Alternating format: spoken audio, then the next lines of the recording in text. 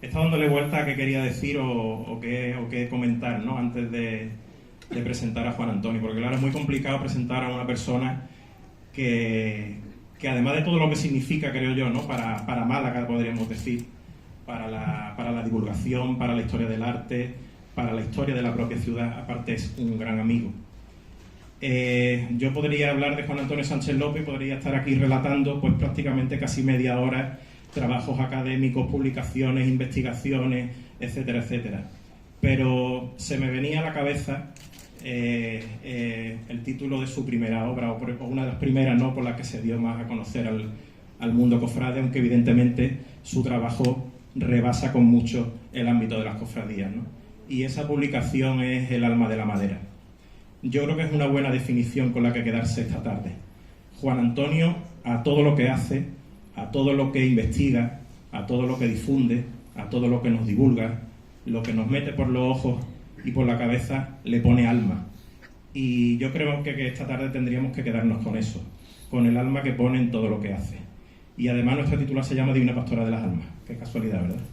Así que yo de verdad que estoy muy satisfecho, muy contento de que una persona tan conocedora de la imagen de la Divina Pastora, que fue prácticamente el primero que investigó sobre ella, que publicó sobre ella, que arrojó luz sobre la autoría con certeza aunque es una atribución, pero bueno, prácticamente a raíz de aquel trabajo que se publicó hace ya tantos años, pues podemos decir que tenemos una obra sobresaliente del barroco andaluz y yo diría que del barroco español.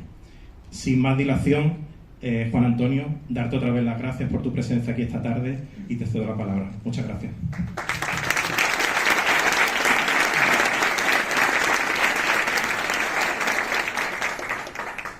Bien, buenas tardes. Antes que nada, pues en fin, es de bien nacido ser agradecido y quiero agradecer a la Congregación de la Divina Pastora pues la oportunidad que me da de poder dirigirme a vosotros, sobre todo porque, en fin, y lo comentaba con Jesús, pues justamente a quien conozco desde que era un niño, y luego tuve la inmensa suerte de que fuese alumno mío en la Facultad de Ciencias de la Comunicación, y como estábamos hablando antes, no había terminado la carrera y ya, como se suele decir, ya estaba colocado, es decir, con lo cual, pues evidentemente, este deje así de padre, pues evidentemente no quita con que me refiera a él con muchísimo cariño y muchísima objetividad al mismo tiempo, y en este sentido, pues en fin, agradecerle esa cariñosa presentación que me ha dedicado.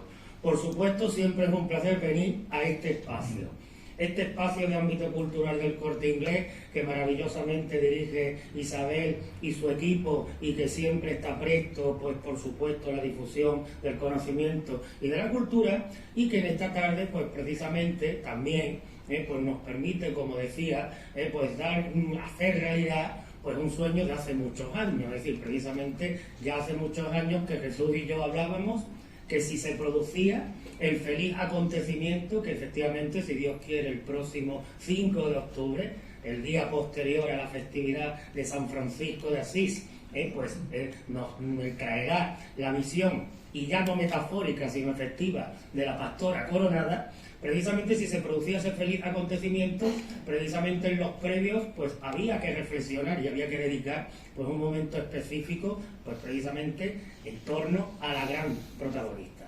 Porque efectivamente, hace ya casi 300 años que la Divina Pastora reina en el jardín de la Plaza de Capuchinos, precisamente vinculada tan intrínsecamente a esta ciudad, y precisamente también eso nos obliga, y me obliga, a plantearos pues este acercamiento, sin duda, a la gran protagonista, que sin duda es la maravillosa escultura, y efectivamente no es ninguna exageración lo que ha referido Jesús. Es cierto que estamos ante una de las grandes obras escultóricas del barroco en Andalucía, y sin duda, y no es ninguna apreciación ni chauvinista ni patrioterista, sin duda quizás ante la representación escultórica más sublime de la Divina Pastora en Andalucía, en fin, algo que sin duda los sevillanos sobre todo llevarán fatal, pero indiscutiblemente la evidencia, y como evidentemente vamos a tener la oportunidad de comprobar esta tarde, pues nos dejará bastante clara esta cuestión. No obstante, antes de detenerme en lo que es efectivamente el análisis de la gran e inequívoca protagonista, evidentemente siempre es necesario y sobre todo teniendo en cuenta que la Divina Pastora es una iconografía carismática, ligada precisamente a una orden religiosa bastante particular y bastante especial como la Orden de los Capuchinos, y que por si fuera poco, y precisamente lo habéis visto en el título, pues su propia configuración, pues evidentemente concilia lo popular y lo cortesano, lo regio y lo castizo. Indiscutiblemente esto obliga a trazar, pues digamos, un discurso ordenado. Es decir, en este sentido, primeramente, nos vamos a adentrar en ese carácter idiosincrásico que la orden capuchina tiene, y digamos ese contexto histórico de mentalidad a la hora de generar una iconografía específica. En segundo lugar, abordaremos y analizaremos lo que es la configuración iconográfica del tema de Divina Pastora, y finalmente, pues evidentemente nos centraremos en la gran protagonista, donde también voy a desarrollar y voy a justificar algo que es particularmente interesante. Y sobre todo, a mí me interesa siempre, digamos, yo aunque esto sea una conferencia, yo lo planteo como una clase. Yo creo que lo mejor que uno puede hacer siempre es, digamos, actuar, digamos, con esa actitud de intentar enseñar lo que pobremente uno tenga que transmitir. Y en este sentido, fijaos, quiero también aprovechar la ocasión también para presentaros metodológicamente algo que muchas personas se preguntan. Es decir, sabéis que también incluso como objeto de debate, etcétera, etcétera. ¿Cómo se verifica una propuesta de atribución o de autoría de una obra a un artista? Entonces, precisamente, la gran protagonista nos propicia esa oportunidad, y como estudio de caso, pues precisamente reflexionaremos también sobre estas cuestiones. Bien, como os decía, primeramente nos tenemos que acercar a algo fundamental. La Divina Pastora es la devoción mariana insignia de la orden de los frailes menores capuchinos. Una orden que, justo es decir, viene a ser uno de los frutos del árbol quizás más frondoso que se ha producido a lo largo de la historia en relación a la idiosincrasia y la fenomenología de las órdenes religiosas, que es el árbol franciscano. Es decir, ningún otro árbol, ninguna otra orden religiosa, ningún otro carisma ha sido y sigue siendo incluso todavía tan fructífero como el árbol seráfico. En este sentido, fijaos, por resumir mucho la cuestión y para que nos situemos en contexto y sobre todo comprendamos por qué surge este tema de la Divina Pastora, tenéis que tener en cuenta que, digamos, si nos centramos, los capuchinos es una orden masculina.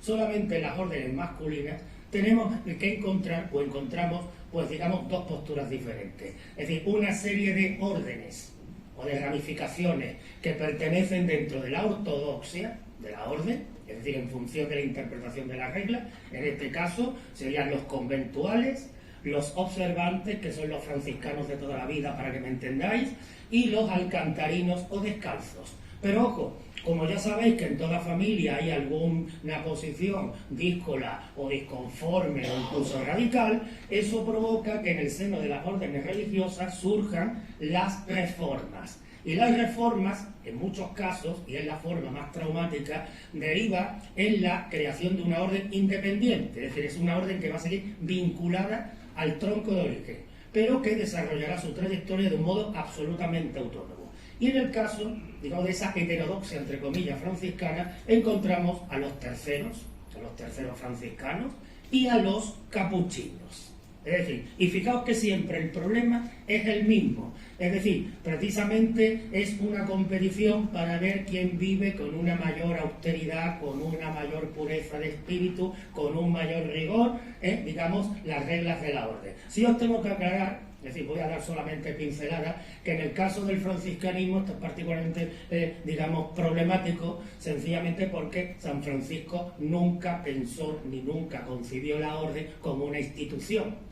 Él lo concibió, y si me permitís la comparación, como un movimiento mucho más espontáneo, que fijaos, y no es ninguna tontería, tendría mucho en conexión con algunos movimientos sociales del siglo XX, y fijaos, os puede sorprender con los movimientos pacifistas, los movimientos ecologistas del siglo XX, o incluso con el movimiento hippie. Es decir, como estilo de vida alternativo. Entonces, evidentemente, cuando los frailes le insisten a San Francisco en que les dé una regla, lo que hace San Francisco es darle como unos apuntillos, sobre todo para que lo dejaran tranquilo, porque él, os lo digo coloquialmente, pasaba olímpicamente de toda esta serie de cuestiones, él era un artista ante todo y por encima de todo, y consecuentemente, pues digamos, de aquí vienen los problemas. Y precisamente este es el germen que provoca que en 1525, a un año ya del quinto centenario, precisamente un disidente, al que estáis viendo en pantalla, Mateo de Baschio, acompañado por los hermanos Ludovico y Rafael Edifo Sombrone,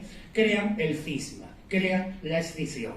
Es decir, se separan por voluntad propia, ellos son 3 franciscanos, pero deciden crear, digamos, el germen de lo que va a ser la futura orden religiosa de los capuchinos, que precisamente gracias a la complicidad de la sobrina del Papa Clemente VII, la duquesa de Camerino, Caterina Chivo, va a lograr ser aprobada muy poco tiempo después, en 1528, merced a la bula Religionis Coelus. Bien, fijaos que esto evidentemente hace que se cree para la propia orden un problema. Es decir, es como el pez que está fuera del agua.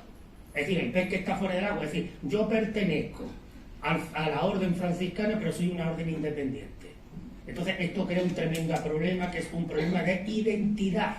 Porque, claro, pensad sobre todo de cara a la opinión pública. ¿Cómo diferencia la gente un capuchino de un observante, por ejemplo? Es decir, de los franciscanos de toda la vida, como estoy comentando. Y fijaos aquí donde históricamente entran en liza 3 cualidades. Por un lado, fijaos, lo que sería el nombre, la barba y el hábito. El nombre, fijaos, todos los capuchinos, hasta épocas relativamente recientes, que en las constituciones de la orden suprimió esta cuestión, normalmente su nombre de profesión religiosa era o bien su nombre de pila, o bien el nombre del santo al que tuvieran devoción, acompañado siempre, siempre, siempre por el lugar de origen. Os pongo un ejemplo. Si yo fuese capuchino del siglo XVII, XVIII, etcétera, etcétera, yo sería Fray Juan de Málaga.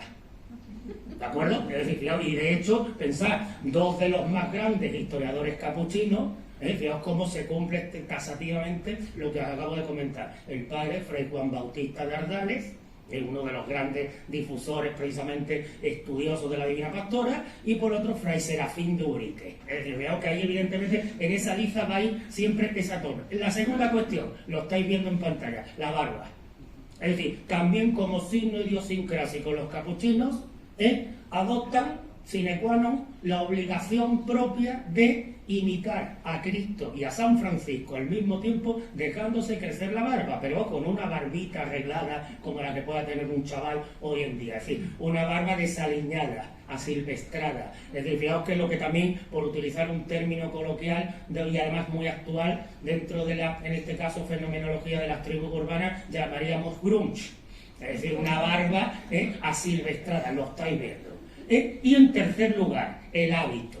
Es decir, fijaos que una de las obsesiones de los capuchinos va a ser precisamente el reivindicar que su aspecto, su hábito, sobre todo con, digamos, lo que es la capucha puntiaguda que estáis viendo en la imagen, es decir, precisamente lo estáis viendo aquí, esa forma tan característica, capuchino, o pequeña capucha, es decir, es también una seña de identidad. Y fijaos que a esto le dedican varios autores ríos de tinta para justificar y legitimar que el hábito verdadero franciscano es el hábito capuchino. Pero ojo, hay un problema, tenían un problema.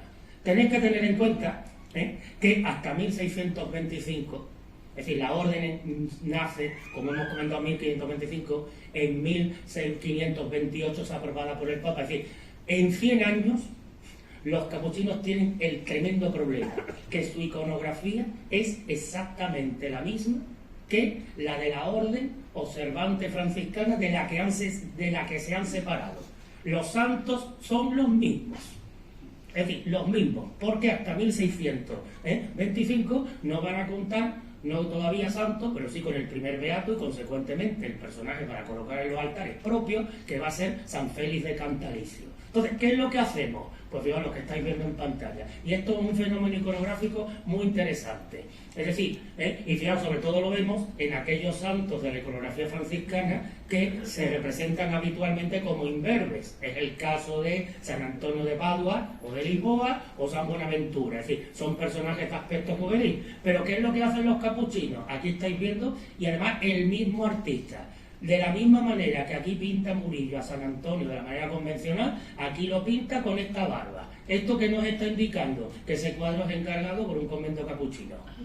Es decir, de hecho, si recordáis, en la propia iglesia de la Divina Pastora tenemos a San Antonio de Padua, precisamente con su barba, es decir, que evidentemente también como reivindicación de la seña de identidad. Bueno, aquí estáis viendo San Félix de Cantalicio, primer beato, digamos, propio de la orden. Digamos que aquí también hay algo interesante, las canonizaciones y beatificaciones de la orden de los capuchinos son muy tardías. Fijaos que veis en este cuadro que os pongo, la primera fecha es la beatificación y la segunda la canonización. El primero es San Félix de Cantalicio, 1625, y hay que esperar muchísimo, casi otros 100 años, para que tengamos el segundo beato capuchino, que es San Serafín de Montegranado.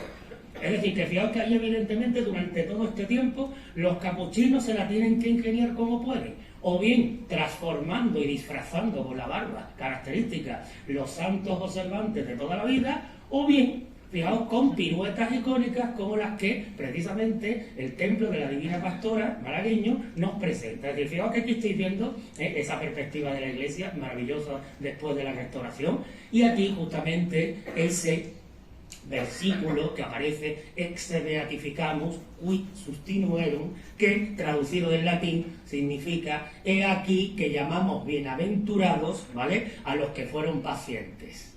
¿Y esto qué significa? Fijaos, si vemos el retablo, aquí aparecen estos dos personajes que no son otros que San Fidel de Sigmaringa, que es el protomártir, el primer mártir de los capuchinos, y San Lorenzo de Brindisi.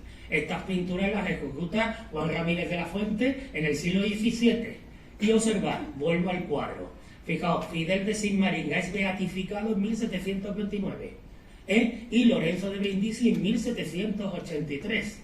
Es decir, mucho antes de una beatificación, los capuchinos, si me permitís decirlo así, por la cara, colocan a estos personajes en la cúspide del retablo. Y observad la maniobra tan inteligente. Es decir, no se puede colocar la imagen de un santo sin serlo, si no está beatificado al menos. ¿Cómo se excusa esto? Pues muy sencillo, recurriendo a un procedimiento muy propio de los ciclos iconográficos, como es en este caso el espejo histórico, donde en el retablo los dos personajes no son santos, no lo eran todavía. Es decir, estaban en puertas de serlo. Son varones ilustres de la orden.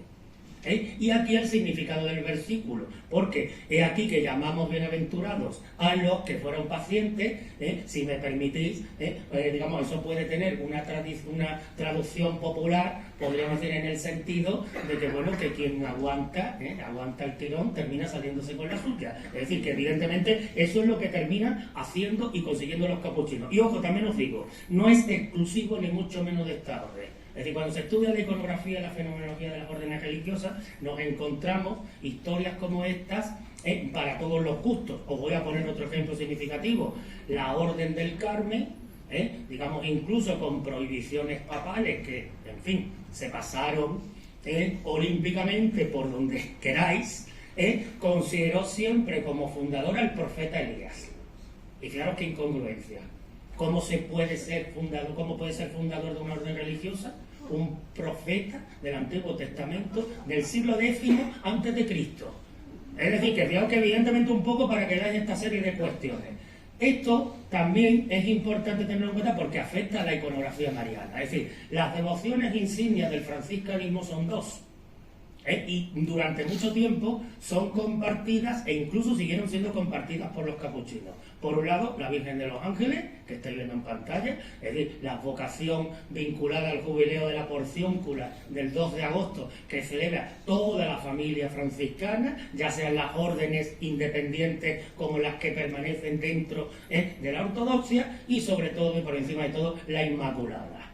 Es decir, la Inmaculada es la gran devoción franciscana, sobre todo porque tenéis que tener en cuenta que los franciscanos, junto con los jesuitas, son los grandes adalides de la creencia piadosa que el Papa Alejandro VII terminará aceptando, aprobando, y que finalmente no será dogma de fe hasta 1854 bajo el pontificado de Pío IX. Pero en cualquier caso, aquí estáis viendo en estos dos ejemplos, la iconografía también testimonia, digamos, la reivindicación legítima que el franciscanismo hace de esta vocación. Fijaos aquí, San Francisco aparece como un remedio del gigante Atlas de la mitología griega que sujeta la bóveda del universo con 3 globos. Estos 3 globos son la orden masculina, la orden femenina, las clarisas, y la tercera orden secular, la que integra los seglares. Y sobre ella, en triunfo, la Inmaculada. Esta obra que estáis viendo aquí, el cuadro que está en el convento de San Francisco de Priego de Córdoba, donde los franciscanos rodean a la Inmaculada, con la particularidad de, como estáis viendo, la Inmaculada aparece como la mujer apocalíptica con alas. Es decir, y evidentemente, dos ejemplos que tenemos muy cercanos. En la iglesia de la Divina Pastora está la titular de la parroquia, la devoción capuchina por excelencia, la Divina Pastora, pero desde antes ya está la Inmaculada.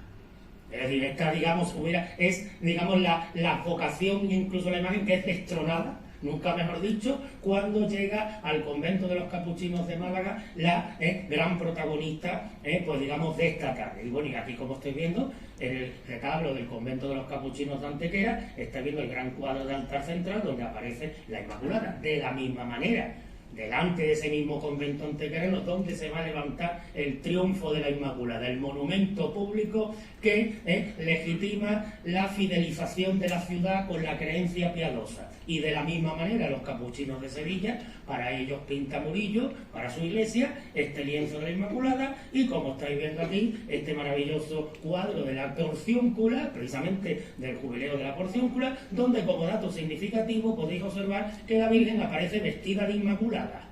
Es decir, no es la Inmaculada Concepción, pero aparece vestida como la Inmaculada Concepción, con la túnica blanca y el manto azul.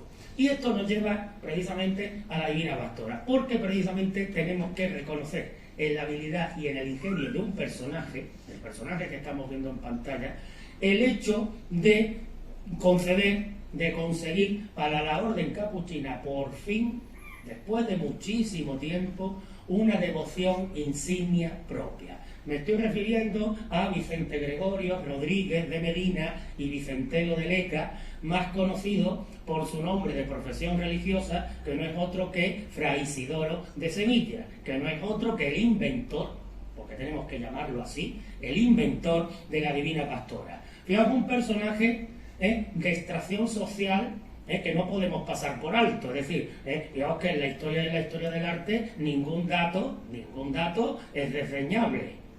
Es decir, es que un dato que puede parecer secundario puede tener una importancia decisiva de cara a resolver determinadas incógnitas.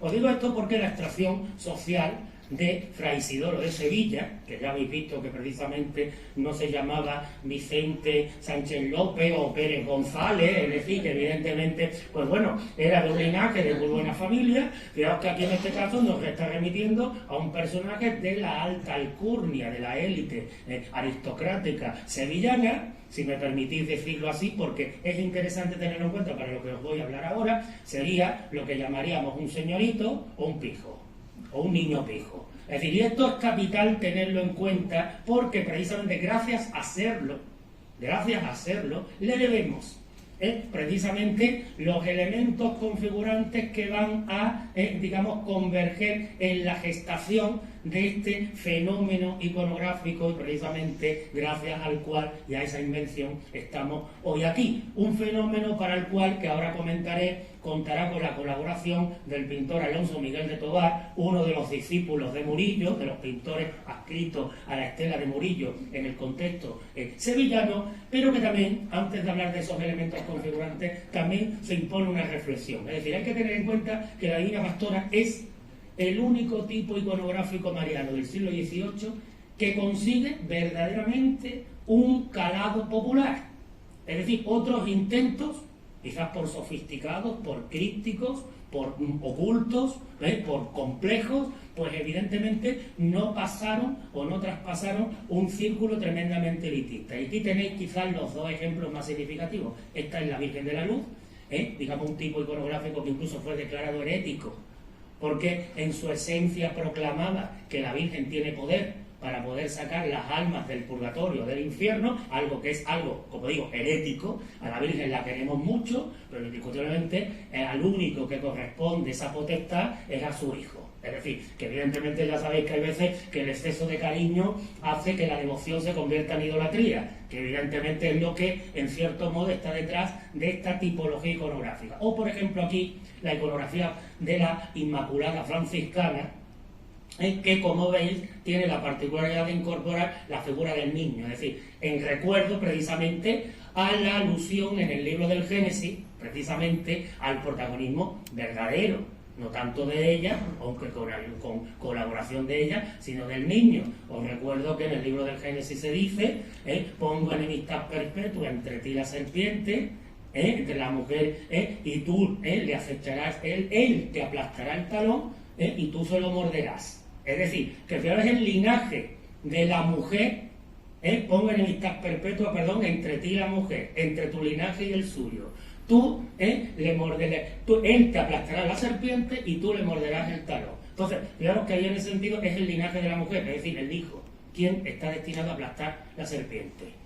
Es decir, aunque la Virgen indiscutiblemente colabora. Pero bueno, como os decía, por razones evidentes que ahora hablaremos, es la Divina Pastora la que termina, coloquialmente dicho, llevándose al gato al agua del calado popular, precisamente del éxito de la iconografía. Y precisamente esto se debe a un fenómeno sociológico-cultural propio del barroco, como es lo que os denomino como delirio y fiebre pastoril. Habéis visto que yo me he referido anteriormente a la iconografía de la Divina Pastora como Arcadia cortesana y casticismo bucólico.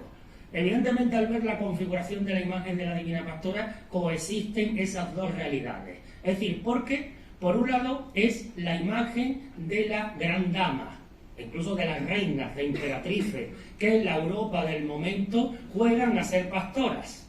Es decir, esto lo vamos a ver ahora, haciendo un barrido muy rápido iconográfico. Pero por otro lado, tiene ese encanto, ese sabor popular, esa cercanía de lo bucólico, de lo cercano, de lo pastoril, pero podríamos decir desde el punto de vista de lo castizo, para que me entendáis, de esos pastores y pastoras de los cuales hablamos constantemente en los villancicos, que se recuerdan que fueron a adorar al niño, que no tiene nada que ver, pues por así decirlo, con la imagen del pastor clásico, digamos del pastor sofisticado, del pastor cortesano, que evidentemente polarizaba el teatro y la cultura de la época. Y de hecho ahí lo tenéis, es decir, distinguimos esos dos pastores. El pastor clásico, que lo que está remitiendo es a la utopía de la Arcadia, es decir, la edad de oro, el mundo feliz, el mundo perfecto de la edad antigua. Fijaos que aquí en este caso el éxito del pastor clásico, que es un pastor apolíneo, un pastor hermoso, un pastor refinado, se debe a la difusión de las églogas de Virgilio. Y fijaos que Virgilio tuvo la habilidad de transformar la Arcadia y conseguir que todo el mundo asociara la Arcadia con un paraíso, cuando en realidad la Arcadia, que es una región de Grecia, es la región que efectivamente en la literatura griega refiere Polibio como una región desértica, como una región yerma. Es decir, y Virgilio tiene la habilidad de transformarla, pues como estáis viendo, en esos paraísos vegetales, fluviales, naturales, etcétera, etcétera, que asoman a los cuadros de la pintura europea, a diferencia del pastor rústico, el pastor anticlásico, que es el de toda la vida, en el contexto español. Es decir, que ese pastor con las pellizas de borreguito, que ya sabéis, esa costumbre que sigue existiendo en los colegios, cuando los niños y niñas, yo creo que nadie está libre de pecado y nadie podría tirar la primera piedra, todos y todas tenemos alguna foto vestido de pastor o de pastora en las navidades, y entonces en ese sentido, con los pies descalzos, los pies sucios, es decir, los pastores que precisamente fueron los primeros que rindieron homenaje y adoración al Hijo de Dios. Es decir, precisamente, teniendo en cuenta que los más humildes, los últimos en este mundo, serán los primeros en el reino de los cielos. Todo eso hay que tenerlo en cuenta, te digo, porque es el fermento y en relación también con el predicamento que los otros pastores, los cortesanos van a tener en el teatro, en la ópera, etcétera, etcétera, van a ser el sedimento cultural que, fijaos, Fray Isidoro, como un niño de bien, como un señorito, como un niño fijo, conoce desde que viene a este mundo en ese entorno aristocrático y, llegado el momento, hará cristalizar en la gestación de la Divina Pastora. Bueno, os quiero poner algunos ejemplos para que veáis el tremendo predicamento del traje de pastor en toda Europa. Es decir, es que estos pastores cortesanos hicieron furor. Es decir, las grandes damas se visten de pastor, entre comillas. Fijaos, incluso personajes de la realeza como el emperador Leopoldo I de Austria, o incluso es muy conocida la anécdota de la reina María Antonieta de Austria, reina de Francia, que ya sabéis que la perdió por su mala cabeza, precisamente como se deleitaba en el Trianón, pues jugando a las pastoras con sus damas de la corte, como estáis viendo en esta imagen, y es algo que nos recuerda permanentemente la pintura europea. Es decir, estos pastores que están vestidos, fijaros, de terciopelos, de sedas, con plumas, con joyas. Es decir, evidentemente yo creo que, digamos, una persona que medianamente conozca los entresijos de la ganadería no se imaginaría que una persona puede estar cuidando animales, pues como comprenderéis, de esta impronta. Por el contrario, estos pastores lo que hacen es, digamos, vivir la Dolce Vita. Es decir, son con meriendas campestres, jugando a distintos juegos, digamos, cortesanos o de cortejo, como estáis viendo. Es decir, estos pastores se lo pasan maravillosamente bien. Y, digamos, fijaros, estéticamente tiene una impronta y un reflejo numerosísimo en la iconografía que ya estáis viendo. Yo creo que las imágenes son más que elocuentes. Entonces, fijaos, ante esta dualidad, ¿qué tenemos? Digamos, ¿quién es quién? Es decir, fijaos que aquí en este caso también la iconografía de la Divina Pastora lo que consigue es algo, digamos, que ya la propia iconografía del barroco lleva, digamos, trabajando durante siglos, pero llegado a este momento, digamos, en el 18 adquiere una dimensión particular, es la humanización de lo sacro y la sacralización de lo profano. Es decir, fijaros que el tema de la Divina Pastora precisamente es la conjunción perfecta de estos elementos. Y fijaos, aquí justamente retomamos el hilo del discurso con el inventor del tema. Fray Isidoro de Sevilla, ¿por qué llega a la conclusión? ¿Cuándo llega a la conclusión? ¿Cómo materializa precisamente ese tema? Fijaros que después de distintas actividades, distintas responsabilidades en el seno de la orden capuchina, pues Fray Isidoro retorna a su tierra, a Sevilla, por eso se llama así, os lo recuerdo, y Sevilla desde 1690 está sumida en una auténtica histeria colectiva, de carácter religioso, una fiebre devocional que excita precisamente la iniciativa de los vecinos del barrio de San Bartolomé, precisamente de la Hermandad de la Virgen de la Alegría, cuando deciden espontáneamente sacar a la calle el primer rosario público. Es decir, algo que os evoca perfectamente esta imagen, habida cuenta de que ese es precisamente el sin pecado de esta hermandad sevillana. Evidentemente los capuchinos, como, digamos, hijos del árbol franciscano, del árbol seráfico, siempre están volcados con las iniciativas del pueblo. Evidentemente Fray Isidoro se pone manos a la obra y mimetiza estos comportamientos. Y la prueba la tenéis porque precisamente el 24 de junio de 1703, Fray Isidoro decide sumarse a esa moda y sacar de la parroquia de San Gil, precisamente situada en el arrabal de la Macarena, un rosario público presidido por un lienzo de la Inmaculada. Es decir, un poco lo que os evoca esta composición. Pero ¿qué sucede? Aquella noche tiene una visión. No sé si sería la noche de San Juan, había sido la noche antes, pero en fin, precisamente coincidiendo con la fecha, fijaros que esa misma noche tiene una visión que hace que el 25 de junio de 1703 se levante, se persone en casa de su hermano Antonio, que precisamente debía su fortuna gracias a que él, que era el primogénito y el heredero del mayorazgo, había renunciado a sus bienes. Entonces, claro, la fortuna pasaba al segundo, para pedirle dinero. Claro, evidentemente. Es decir, el favor, una contribución económica para poder hacer un estandarte, que representara la visión que ha tenido esa noche. Es decir, en el contexto del barroco, cuando se quiere introducir una nueva iconografía, no hay nada más recurrente que la visión. Y si además esa visión viene inspirada por el sueño, ni os cuento. Es decir, es ya revelación divina. Es decir, fijaros que esto es interesante también porque la fenomenología de la Divina Pastora es todo un estudio de caso, pero también de un contexto y de un concepto que precisamente el profesor Alfonso Emilio Pérez Sánchez, que fue director, uno de los grandes estudiosos y uno de los grandes historiadores del arte de este país y director del Museo del Prado, definía como la iconografía a la carta. Fijaos, este término está aceptado por la historiografía artística. Es decir, la iconografía a la carta no es otra cosa que precisamente que el artista se pliegue a los deseos del cliente. Ya sabéis que hay dos refranes, quien paga manda, y el cliente siempre tiene la razón. Entonces pensad, cuando iba una persona que haya visto en un sueño, pues imaginaos, yo qué sé, lo que se os ocurra, pues evidentemente el artista tenía que representarlo conforme a esas directrices. O por ejemplo, al reunir una serie de santos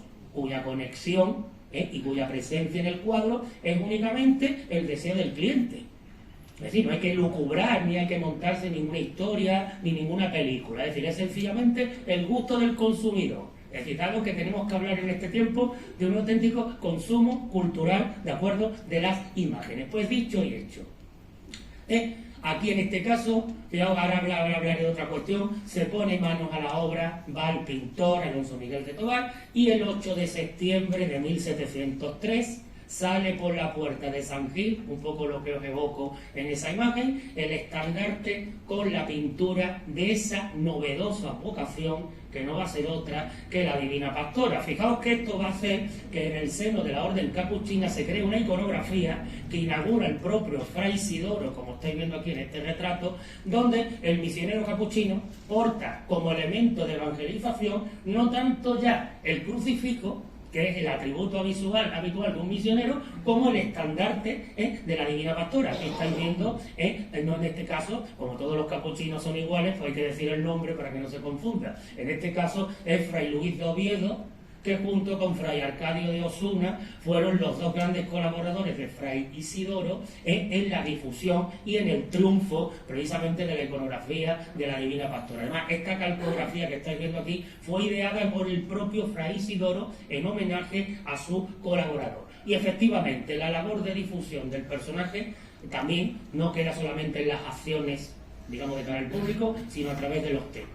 Aquí tenéis dos de los textos capitales de Fray Isidoro de Sevilla para justificar esa nueva vocación, porque ojo, fijaros, también aquí hay algo importante. No penséis que los capuchinos, cuando aparece la Divina Pastora, a pesar de que les solucionaba un gran problema, la cogieron con los brazos abiertos. Es decir, hubo una oposición radical. Es decir, concretamente, los definitorios provinciales de 1718 y 1735 condenan expresamente la iconografía de la Divina Pastora por considerarla, y fijaos, cito literalmente, indecorosa, indecente e impura. Y por otro lado, porque también la novedad significaba un intento de desplazar a la Inmaculada. ¿Qué sucede? Que evidentemente los capuchinos se dan cuenta del gran favor que les ha hecho Fray Isidoro. Y fijaros cómo cambian las cosas, porque precisamente si dos definitorios condenan la vocación y persiguen la extinción de la iconografía, el definitorio de 1798 ordena que no exista un templo capuchino sin que haya una imagen de la Divina Pastora. Ojo, no debieron de quedar mucho, porque precisamente ya hay referencias de capuchinos que están diciendo que evidentemente cuando el tipo comienza a difundirse, pues evidentemente el éxito fue verdaderamente fulgurante. Y fijaos también con un aliciente añadido. 1703 se acuña la iconografía, que es pictórica, pero ya sabemos que en el contexto español y ya andaluz, ni os cuento, la pintura, salvo honrosas excepciones como pueda ser la Virgen de Gracia de Archidona, no funciona.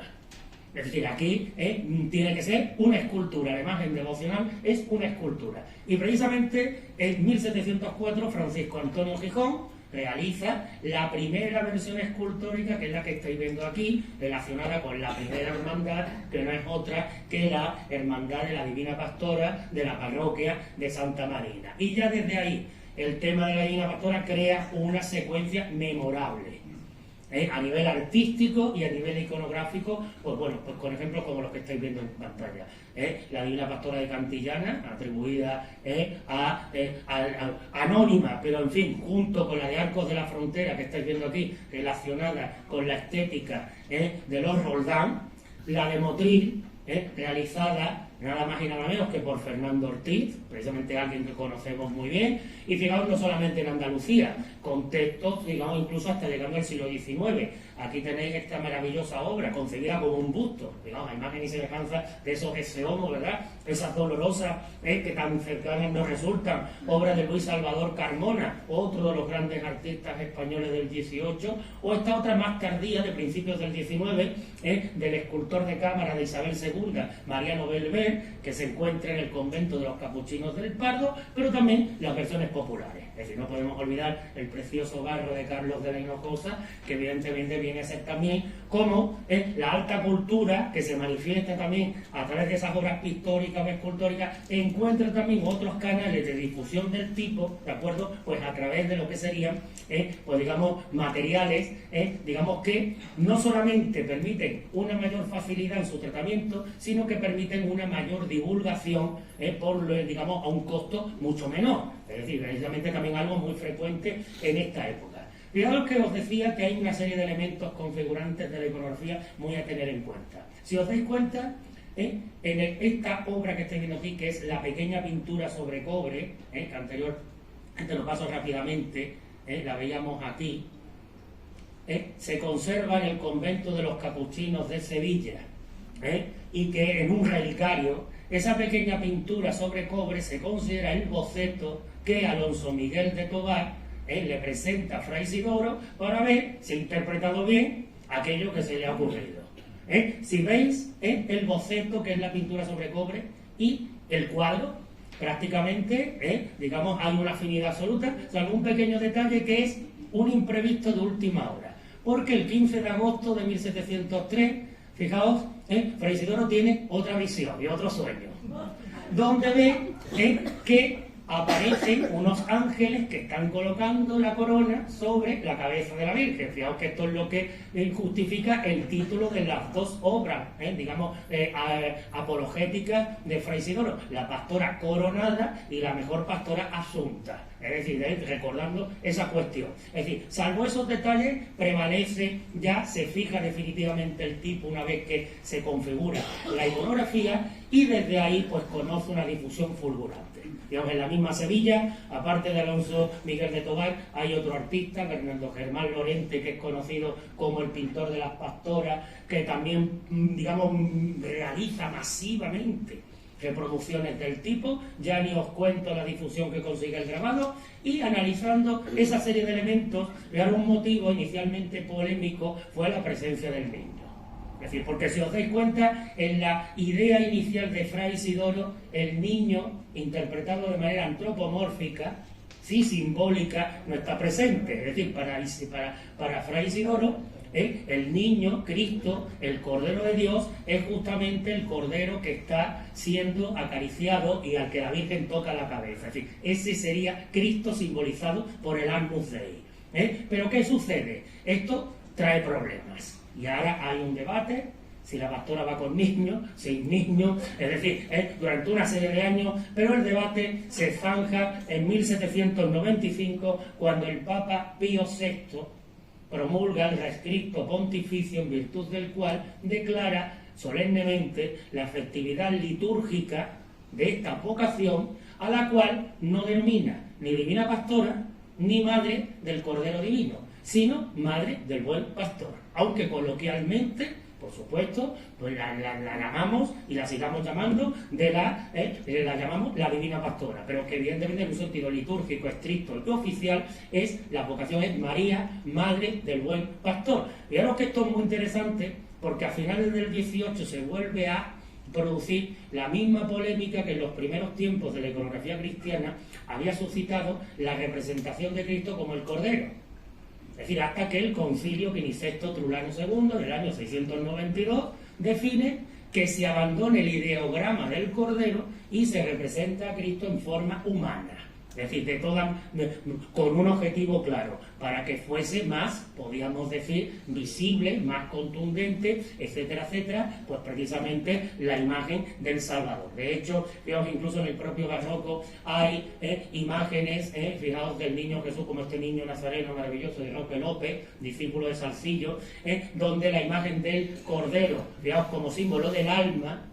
Es decir, fijaos que aquí en este caso precisamente la vocación divina pastora de las almas son los corderos, que apacienta a la Virgen, sigue al niño, sigue a Cristo por la senda eucarística. Y fijaos, otros elementos que introduce Fray Isidoro en su creación, al fondo, como estáis viendo. Como dice él mismo, a San Miguel Arcángel como mayoral del rebaño.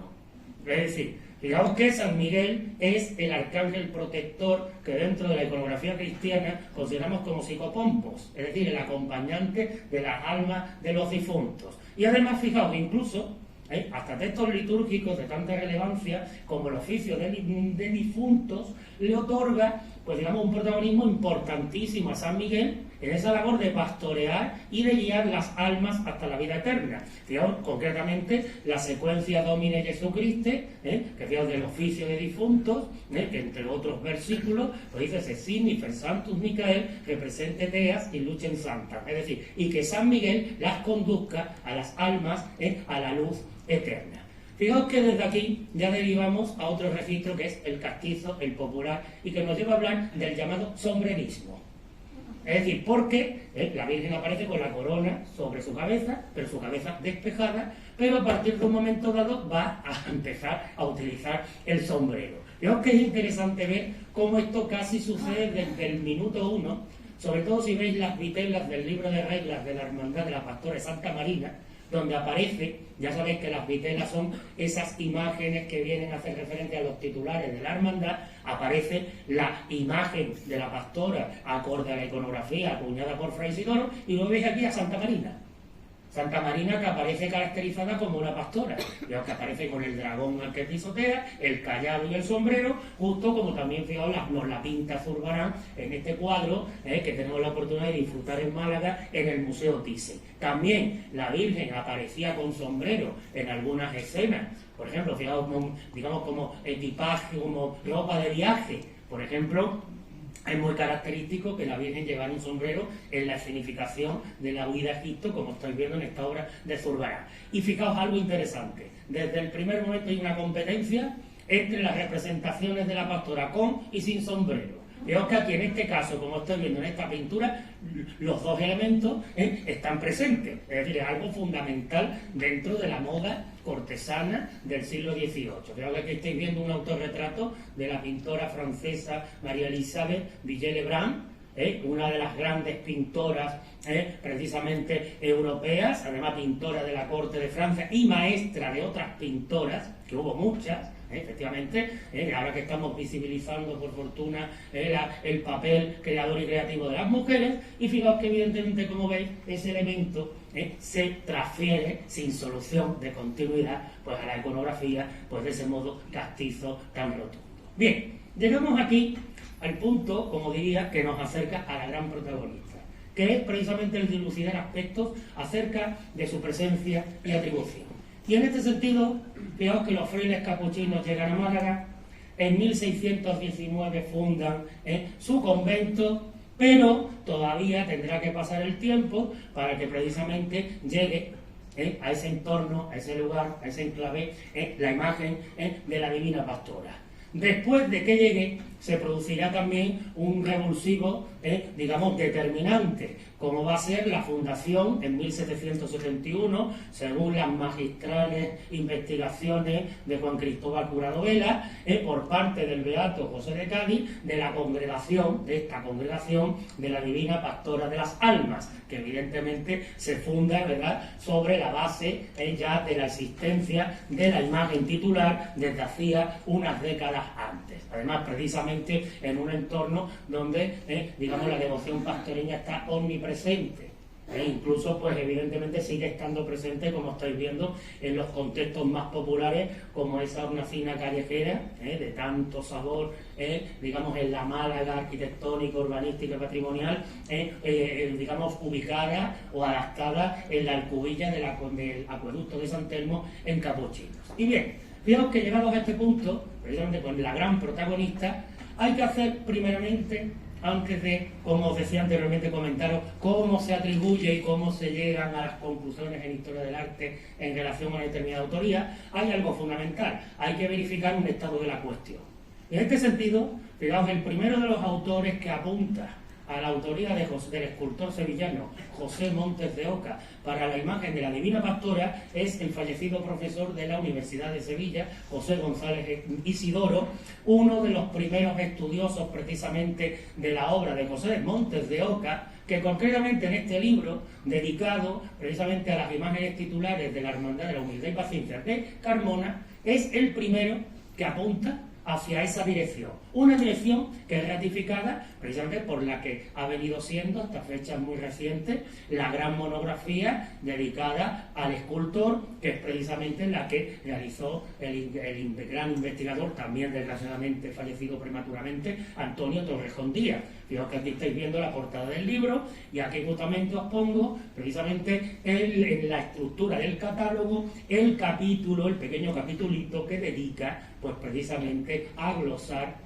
y a considerar como una obra de segura atribución a Montes de Oca, pues la imagen de la Divina Pastora. Posteriormente han venido autores que han venido a ratificar y a persistir en esta atribución. Es decir, es el caso de Álvaro Dávila Sánchez Armero, y el libro más reciente de los profesores Andrés Luque Teruel y Alicia Iglesias Cumplido. Fijaros, también es una obra muy interesante porque, si la conocéis, precisamente en su sobrecubierta tiene una antología de obras de José Montes de Oca, y fijaros qué casualidad que una de ellas es la Divina Pastora, es decir, por lo cual pues la autoría no tiene que ser tan dudosa, obviamente, cuando se ha tenido pues digamos esa deferencia en subrayarla o en destacarla entre las obras fundamentales. También, modestamente, quien nos habla aportó su pequeño grano de arena, es decir, sobre la base de las primeras, digamos que eran enunciaciones